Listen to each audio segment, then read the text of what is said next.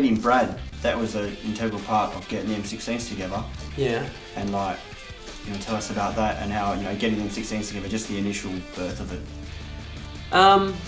Like when you woke up and thought, this is a band now.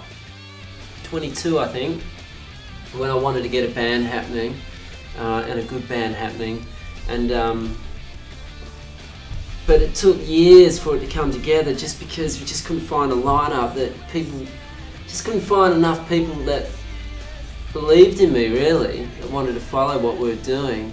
So it was really difficult.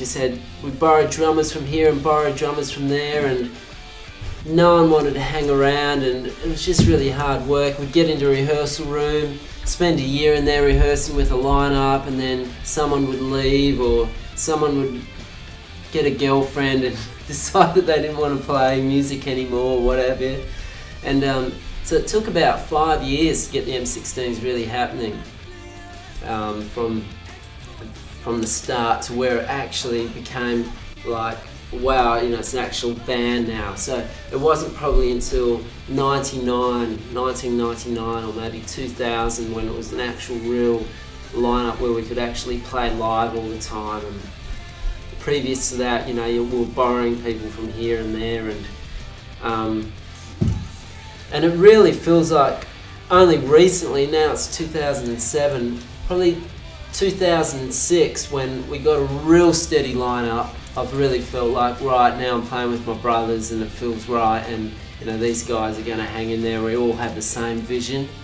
When we first started, we were kind of this exciting band. There was this loud, exciting, sonic band that everything was crazy and happening, and I was smashing guitars over my head and breaking guitars and ripping fingernails out and the rest of it and blowing up amps, and it was this sort of crazy, exciting thing.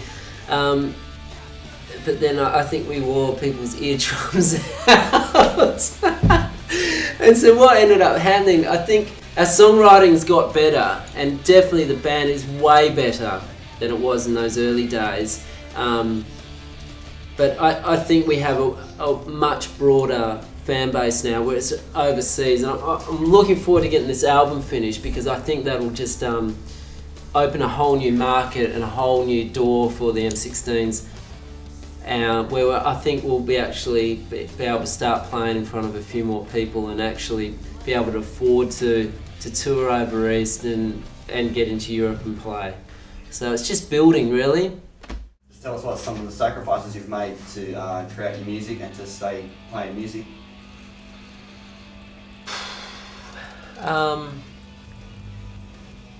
Well, financial's an obvious one. Any money I make, I pour into my music, really. Whether that's sort of buying instruments or recording or buying t-shirts, stickers, hopping on flights, paying for extra baggage because your road case is too heavy when you go through Virgin, whatever it is. Everything's for music, but that's what I live for, really. Apart from financial sacrifices, I guess that's all I want to do is play music, so sounds kind of lame, but I'm not really that interested in sort of having a family right now, or having a wife, or even a girlfriend, or getting sort of tied down, because I just want to be able to do what I want to do whenever I want to do it, without sort of anyone or anything sort of holding me back, whether that's, being in a recording studio 5 nights a week till 5 in the morning, and so be it, or hopping on a plane and flying to Brisbane to play some shows, or I just don't want to put myself out or put anyone else out by them having to sacrifice their lives. So that's probably a choice I made, even though it sounds a bit lame, I guess.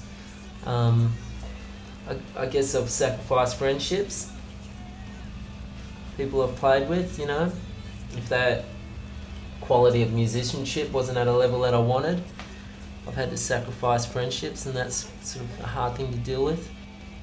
But I'm not going to let anything sort of get in my way, and it sounds horrible and harsh, but that's sort of my reality. And I'll sort of always continue doing it, playing music no matter what, and it sounds horrible, but music's always been there for me, and as gnarly as this sounds, you know, friendships sort of can come and go. I think a lot of people sort of can jump on the ride with me for so many years, 5 years, and then I'll sort of burn them out. But being a perfectionist, I'm accused of being that quite a lot, but I sort of don't see it as being a perfectionist, but rather doing it right, doing it at a level that I want to be doing it at, which I haven't even reached yet. So yeah, you'd have to ask my friends around me, they would understand. I'm lucky to have friends around me.